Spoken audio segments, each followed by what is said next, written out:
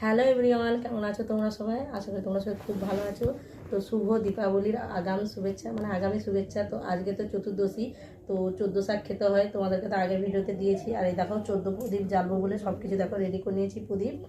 তো এই 14 প্রদীপটা আমি এখন ধরাবো, দিয়ে বাইরে রাখবো। তো চলো আমি আগে 14 প্রদীপগুলো জ্বালিয়ে নিই, দিয়ে কোথায় রাখবো তোমরা ভিডিওটা কন্টিনিউ কিন্তু দেখতে থাকো, তারপরে যে বুঝতে পারবে।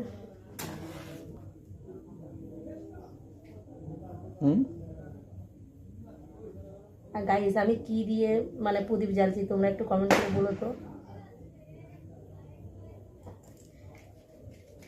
প্রদীপে কি দেওয়া আছে?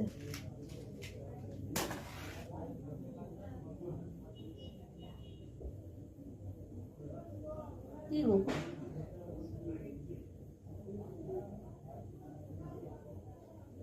যেগুলো একটু মোটা পাতি না, দেরি হয় এটা ধরতে। তো গাইস দেখো 14 প্রদীপ জেলে দিয়েছি, এবারে আমি রাখবো বাইরে। তুমি ঘর থেকে কি করবে?